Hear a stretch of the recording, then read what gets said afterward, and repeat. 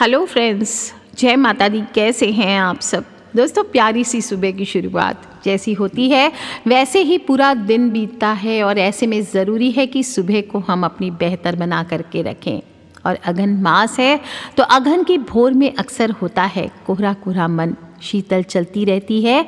चारों ओर पवन भरे लवादों के भीतर भी सिकुड़ रहा है गात। आज हवा ने बिना बात के बदली है अपनी ज़ात। सूरज से हुई है ना जाने क्यों धरती की अनबन। सर्द हवाएं ठंडी ठंडी करती हल्ला बोल। अघन की भोर में हो रहा है कोहरा कोहरा मन।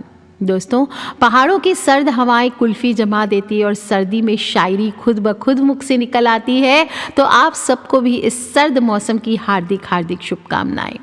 गर्मी से राहत के साथ साथ ही सुबह उठने के थोड़े से नियम के पालन आप कर लें तो ज़िंदगी खुशनुमा होते देर नहीं लगती है। और सबसे पहले करूँगी मैं सुबह सुबह एक अच्छी नींद की बात। और एक अच्छी नींद कब होती है? जब हम रात में अच्छे से सोते हैं। और रात को अच्छी नींद के लिए 5 काम हमेशा बताती हूँ जो ज़रूरी होते हैं, करने होते हैं। एक तो सोने के पहले हाथ मुंह धो करके या स्नान करके स्वच्छ धुले हुए हल्के हल्के वस्त्र धारण कर सोने चाहिए।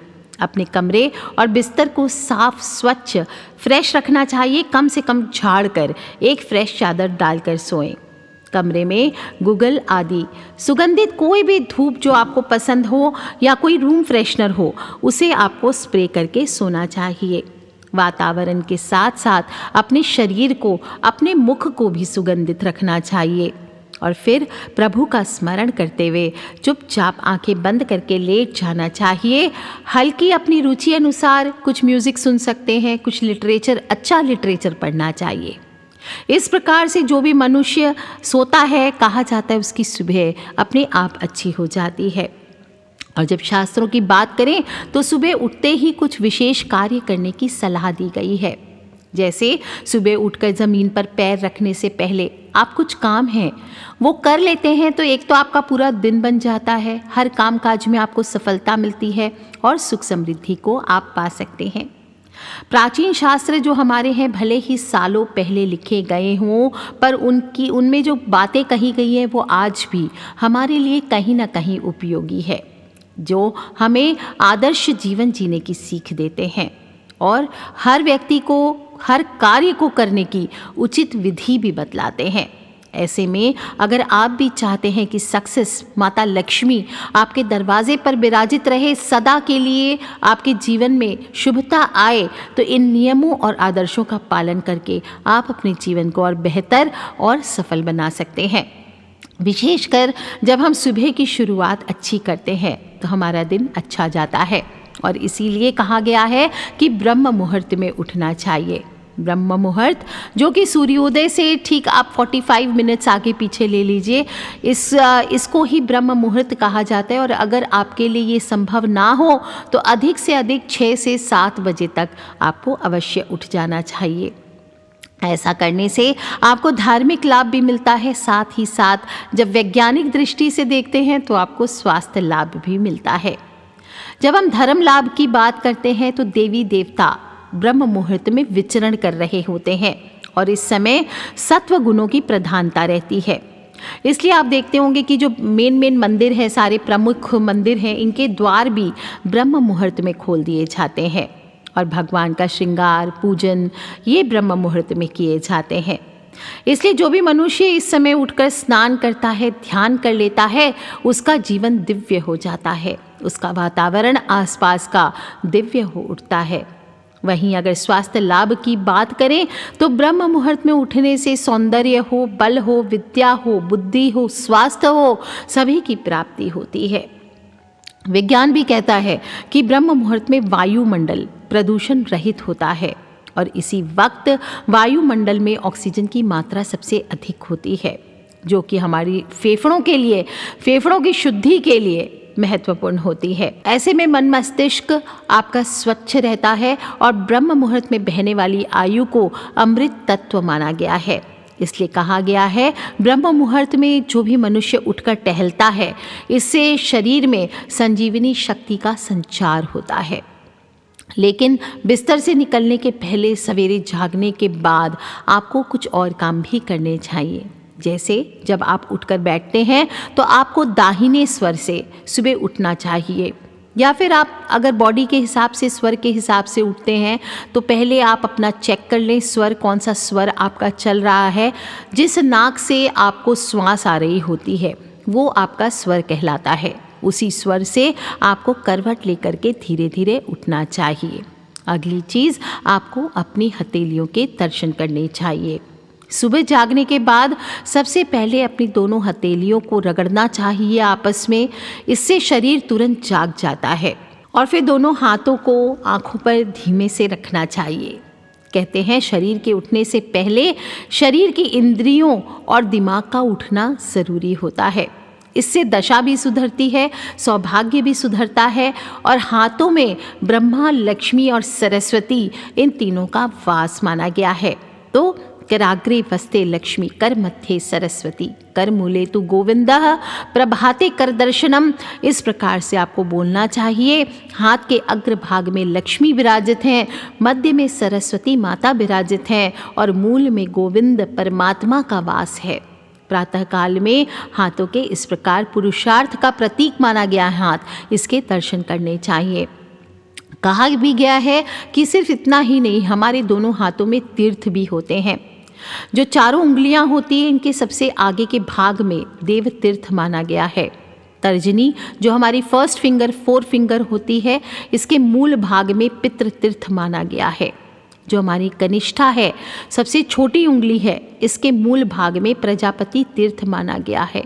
और अंगूठे के मूल भाग में ब्रह्म तीर्थ माना गया है।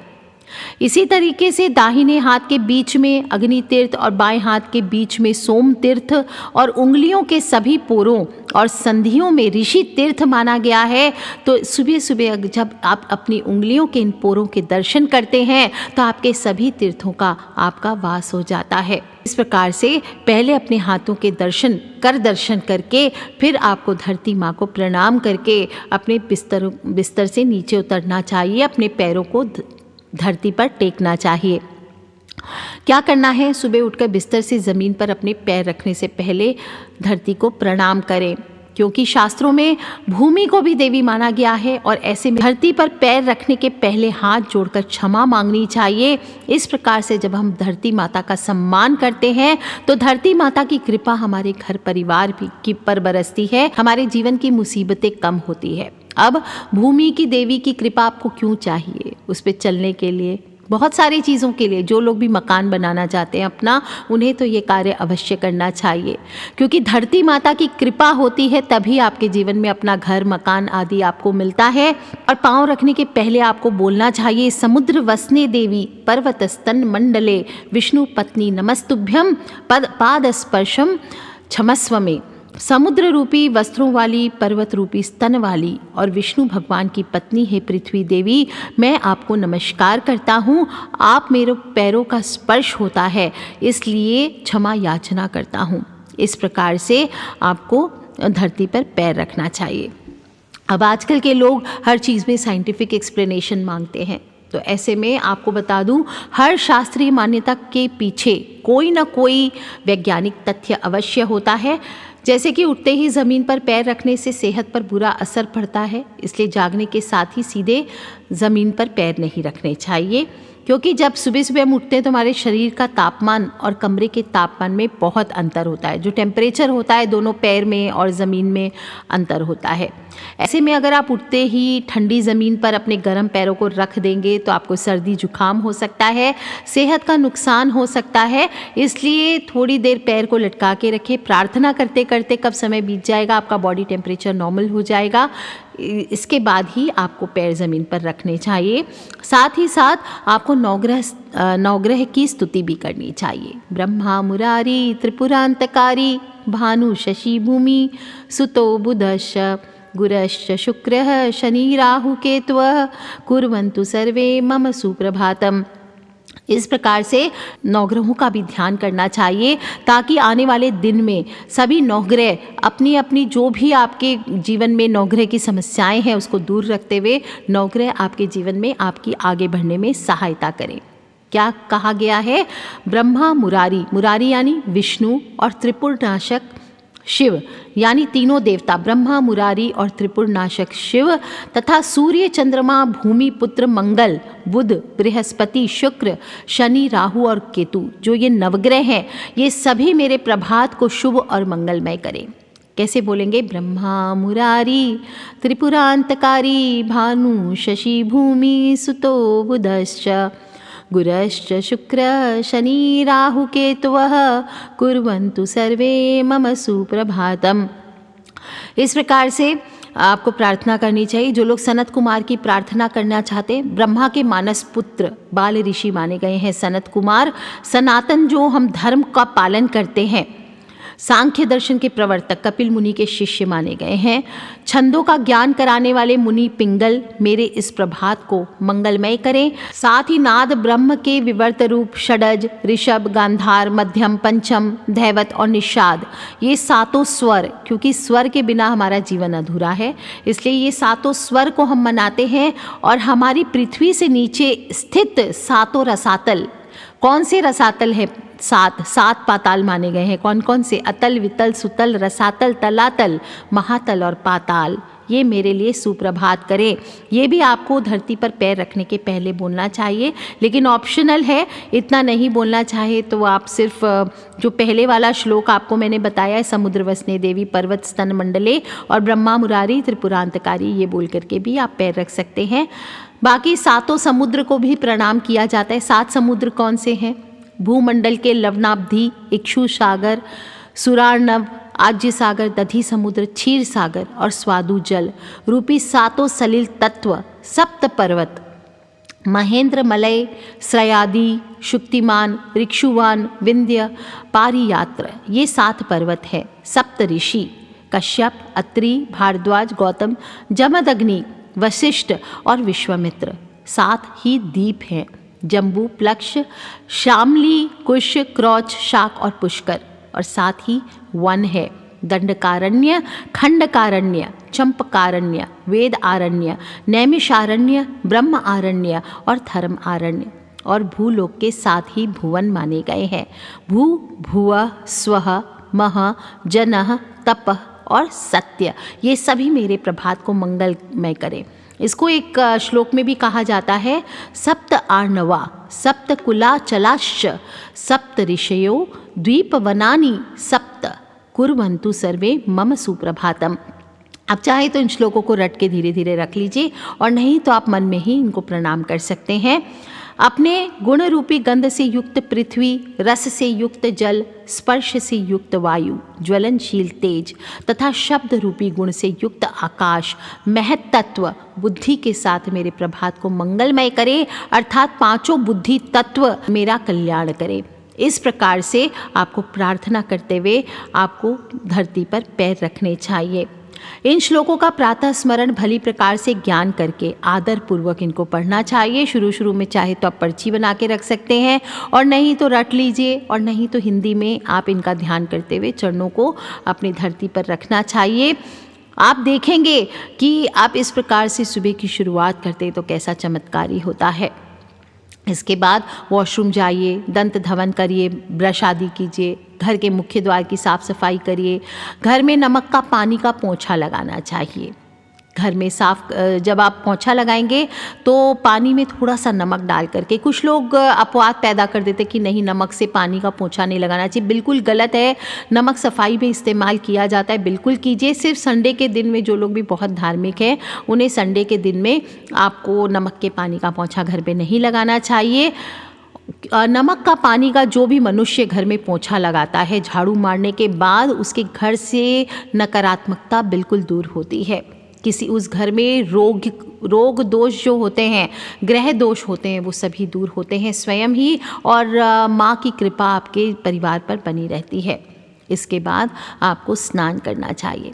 स्नान करते वक्त भी आप अपने घर से रोज़ सुबह स्नान करने में कुछ चीज़ें मिला लेते हैं जल में, स्नान के जल में, तो आपके नवग्रह दोष दूर रहते हैं। जैसे आपको अगर सूर्य का दोष है, सूर्य नीच में है, सूर्य के नकारात्मक प्रभाव से बचना चाहते हैं, आपको यश मान सम्मान की प्राप्ति नहीं होती, गवर्नमेंट जॉब आदि में या गवर्नमेंट से रिलेटेड काम में आपको सक्सेस नहीं मिलता, तो आप चाहें तो अपने स्नान के जल में लाल रंग के पुष्प डाल के स्नान कर सकते हैं, इलायची डाल सकते हैं, केसर डाल सकते हैं, गुलहटी डाल सकते हैं, जो भी पॉसिबल हो ये डाल करके आप 40 दिन सिर्फ इस उपाय को करके देखिए। आपके जीवन में बदलाव ना आए तो आप मुझे बताएं। दूसरा, अगर किसी के चंद्रमा का दोष है, चंद्रमा दोष से क्या होता है, यूजुअली या तो कुंडली में चंद्रमा नीच में है, माँ से बनती नहीं है, माँ से लड़ाई झगड़े ज़्यादा होते हैं, इमोशनल डिस्टर्बेंस ज़्यादा होता है, चंद्रमा के जो भी नकारात्मक प्रभाव है इनसे आप बचना चाहते हैं तो आपको सफ़ेद पुष्प डाल करके पानी में नहाना चाहिए, या सफ़ेद चंदन डाल के नहा सकते हैं, गुलाब जल डाल करके नहा सकते हैं, या शंख में जल भर के आप स्नान कर सकते हैं। तीसरा, जिसको भी मंगल दोष है, क्रोधी स्वभाव का है, शादी विवाह में प्रॉब्लम, शादी नहीं हो रही है, परेशान हो चुके, हर चीज़ में गुस्सा आता है, एग्रेशन बढ़ता चला जा रहा है, तो मंगल ग्रह के दुष्प्रभाव से बचने के लिए, या फिर कैंसर जैसे रोग हैं, बड़ी बड़ी बीमारियां हैं, ब्लड से रिलेटेड प्रॉब्लम्स हैं, तो आपको लाल चंदन डाल करके जल में स्नान करना चाहिए। चाहे तो बेल की छाल या गुड़ मिला करके भी नहा सकते हैं। गुड़ आपको लग रहा होगा चिपचिप हो जाएगा, बिल्कुल नहीं होगा, थोड़ा सा गुड़ डालिए, इससे आपको स्नान करना चाहिए, इससे आपको लाभ की प्राप्ति होगी। जो लोग भी करियर में उन्नति नहीं प्राप्त कर पा रहे हैं उनको, या फिर स्किन से रिलेटेड दोष हैं, बुध ग्रह से रिलेटेड दोष हैं, तो आपको नहाने के पानी में शहद हुआ या फिर चावल डाल करके, ये चीज़ें आप चाहे तो रात में ही पानी में भिगो के रख सकते हैं, सुबह उससे नहा लीजिए। आप जायफल डाल करके भी स्नान कर सकते हैं, ये भी बहुत चमत्कारी होता है। जिनके गुरु का दोष है, शादी विवाह में प्रॉब्लम आ रही है, मैरिड लाइफ में प्रॉब्लम आ रही है, डिवोर्स की नौबत आ गई है, या फिर शादी हो ही नहीं रही है, दुर्भाग्य पीछा नहीं छोड़ रहा है, गुरु से रिलेटेड एजुकेशन में सक्सेस नहीं मिल रही है, उन सब को बृहस्पति ग्रह के अगर आप नकारात्मक प्रभाव से छुटकारा पाना चाहते हैं तो पीली सरसों आपको पानी में डाल के नहाना चाहिए। इसके अलावा चमेली का फूल भी डाल सकते हैं, या फिर गूलर होता है, गूलर किसी को मिले तो गूलर की गोंद भी आप डाल के नहा सकते हैं। जो लोग को लग्जरीज चाहिए बहुत लाइफ में, पैसा नहीं आ रहा है, पैसा आ रहा है तो बरकत नहीं हो रही है, लाइफ में रोमांस नहीं है, रिलेशंस अच्छे नहीं हैं, शुक्र ग्रह के दुष्प्रभाव माने गए हैं ये सभी, तो आपको स्नान के जल में गुलाब जल डाल के, इलायची डाल के या सफ़ेद फूल डाल करके नहाना चाहिए।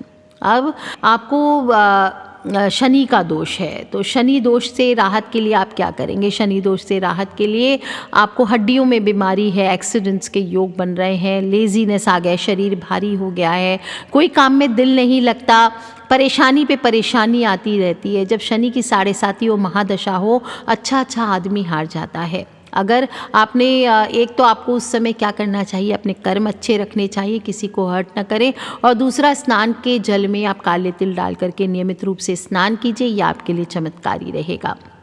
इसी प्रकार से अगर राहु की समस्या है, ऐसे ऐसे कर्म कर बैठते हैं, बैल मुझे मार, परेशानियां आपका पीछा नहीं छोड़ रही है, सक्सेस नहीं मिल रही है कहीं पर भी, तो नहाने के पानी में मृग कस्तूरी या लो बाण आपको डाल करके स्नान करना चाहिए। वहीं आपके जीवन में आप गलत लाइन में जा रहे हैं, गलत संगति में जा रहे हैं, या डिटैचमेंट हो रहा है लोगों से, लाइफ से, कोई भी काम आपका करने का दिल ही नहीं करता, लगता है बस बैठ के खाते रहो, चुपचाप पड़े रहो, इस प्रकार की डिटैचमेंट आपको दुनिया से हो चुकी है, चाहे वो मौज मस्ती के रूप में हो, या संगति खराब होने की वजह से हो, या संन्यास की ओर मन झुकाव ज़्यादा हो रहा हो, तो आपको नहाने के पानी में लो बाण या लाल चंदन मिलाकर स्नान करना चाहिए।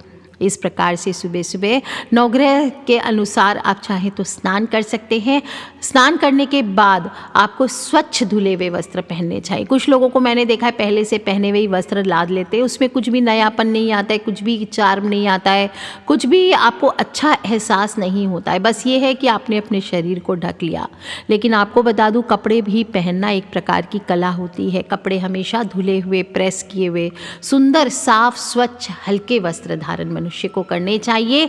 आधे से ज़्यादा आपके जीवन की नकारात्मकता आपके वस्त्र दूर कर देते हैं। पर आजकल जीन्स के चलन की वजह से सब लोग एक ही जीन्स पता नहीं 2-4 दिन, और मैंने तो यहाँ तक देखा है कुछ लोगों को 15-15 दिन तक अपने जीन्स को धोते नहीं है। इससे क्या होता है, आपके जीवन में नकारात्मक ऊर्जाएं बढ़ती है। साथ ही साथ अगर स्वास्थ्य की दृष्टि से भी देखें तो जो गंदे कीटाणु होते हैं वो आपके जीवन में रोग लेकर के आते हैं। तो कम से कम आपको क्या करना है, अगर आप रिपीट भी कर रहे हैं कोई कपड़ा तो आपको उसको प्रॉपरली पहले ही एयर करना चाहिए, धूप देनी चाहिए, ताकि किसी भी प्रकार के सूक्ष्म जीव आपके कपड़ों में हैं तो वो आपको दिखाई नहीं दे रहे हैं पर वो वहाँ पे हैं, इसलिए वो नष्ट हो सकें।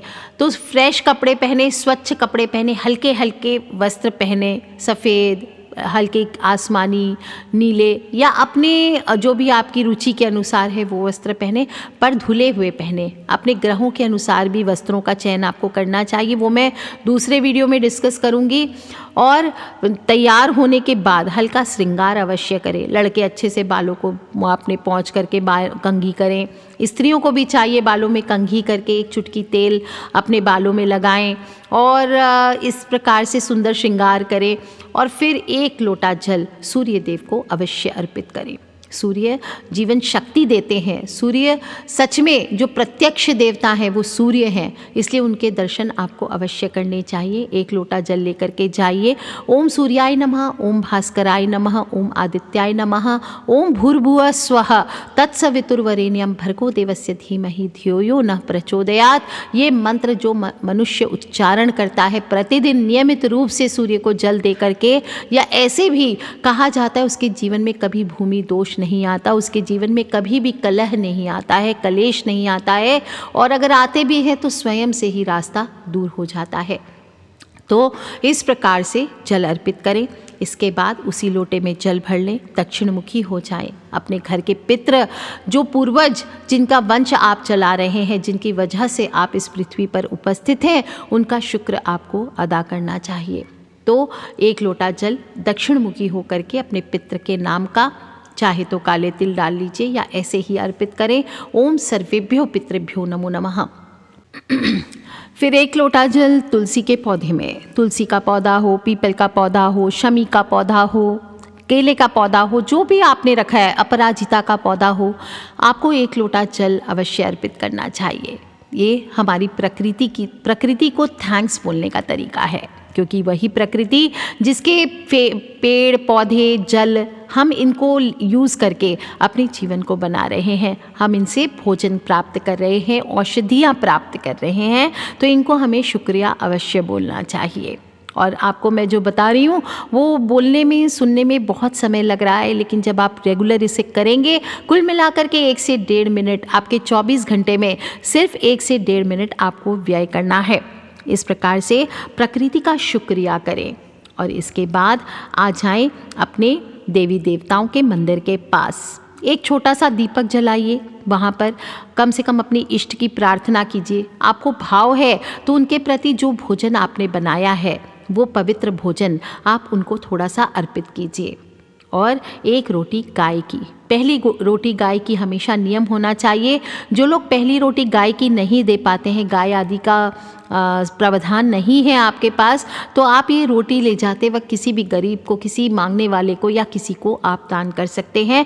नहीं तो कम से कम अपनी छत पर कौवों आदि को ये रोटी आप दे सकते हैं। ये भी पॉसिबल ना हो तो चींटियों को आटा खिला सकते हैं, मछलियों को आटे की गोलियां दे सकते हैं, कोई भी जीवों की, किसी कुत्ते को आप रोटी दे सकते हैं, किसी भी जीव को आपको भोजन देना चाहिए और इससे देवी देवता खुश होते हैं। इस प्रकार से आपको सारे कार्य सुबह सुबह करने चाहिए। और last but not the least, जो भी स्त्रियां मुझे सुन रही है, भोजन बना रही है, जो भी घर की सासुएं मुझे सुन रही है, बहुएं मुझे सुन रही है, जब भी आप भोजन बना रहे हैं तो उस आटे में से एक छोटा सा टुकड़ा आटा का रख लीजिए, उससे एक छोटा सा दीपक बनाइए, 2 मुखी दीपक आप बनाइए। देखिए ये इतना चमत्कारी है, ये टोटका आप करके देख लीजिए, लाइफ टाइम कीजिए, आपके घर पे कलेश का नामो निशान नहीं होगा, कभी सास बहू के झगड़े होंगे ही नहीं। आप ये छोटा सा दीपक बनाइए, इसमें थोड़ा सा घी डालिए, रोटी में से थोड़ा सा घी डाल दीजिए। इस दीपक में अगर जूठा घी भी है तो उसको जलाया जा सकता है, टेंशन नहीं लेना है। और एक रुई या कलावे की बाती लगा करके दोनों साइड से दीपक को जला के मुख्य द्वार पर रख दीजिए। आप देखिए हर प्रकार की नकारात्मक ऊर्जा आपके घर से, चाहे कष्ट हो, बीमारी हो, दुर्भाग्य हो, सभी दूर हो जाता है। घर के प्रत्येक मनुष्य को सक्सेस मिलती ही मिलती है, साथ ही साथ निरोगी काया भी रहती है। और ध्यान रखिए दोस्तों, इसके बाद अपने घर के बड़े बुजुर्गों के चरण स्पर्श करना ना भूलें। बड़े बुजुर्गों को कभी भी उनका दिल न सताएं, उनके आशीर्वाद से ही आप जीवन में आगे बढ़ेंगे, इस बात का सदैव ध्यान रखें। और इस प्रकार से जो भी मनुष्य एक अच्छा रूटीन रखते हुए रोज़ सुबह की शुरुआत करता है, कुल मिला के जो मैंने आपको बताया ये कुल मिलाकर के 45 मिनट्स का रूटीन है रोज़ सुबह का। इतना हर कोई अफोर्ड कर सकता है। शुरू में शायद 1-2 दिन आपको ज़्यादा लगे, लेकिन इसके बाद जब आपकी रूटीन हो जाएगी और इस प्रकार से आप अपनी दिन की शुरुआत करेंगे तो ये 45 मिनट आपके जीवन के, आपके पूरे 24 घंटे को सोने के समान बना के रखेंगे, आपको जीवन में सक्सेस देंगे। तो खुद भी करें ये चीज़ और अपने फ्रेंड्स, फैमिली, मम्मी पापा, भाई बहन, बच्चे सभी से सिखाएं, सभी को समझाएं कि इस प्रकार से अपने दिन की शुरुआत करें ताकि बाकी के 24 घंटे आपके बहुत खूबसूरत निकल सकें। और साथ ही साथ ये सब तो पूजा पाठ करेंगे ही दोस्तों, लेकिन एक काम करना ना भूलें, अपनी मेहनत पर विश्वास रखें, कर्म करें, कर्म ही पूजा है, सच्ची पूजा कर्म ही होते, इसलिए अपनी कर्मठता पर, अपनी मेहनत पर और अपने कर्म पर विश्वास रख के जीवन में आगे बढ़ें। आज के लिए इतना ही दोस्तों। खिलखिलाते रहे, मुस्कुराते रहे, अपने फ्रेंड्स, फैमिली, मम्मी पापा, भाई बहन, बच्चे सभी लोगों से इसे शेयर करना बिल्कुल ना भूलें। Take care friends, love you all. जय माता दी, बम बम भोलेनाथ की।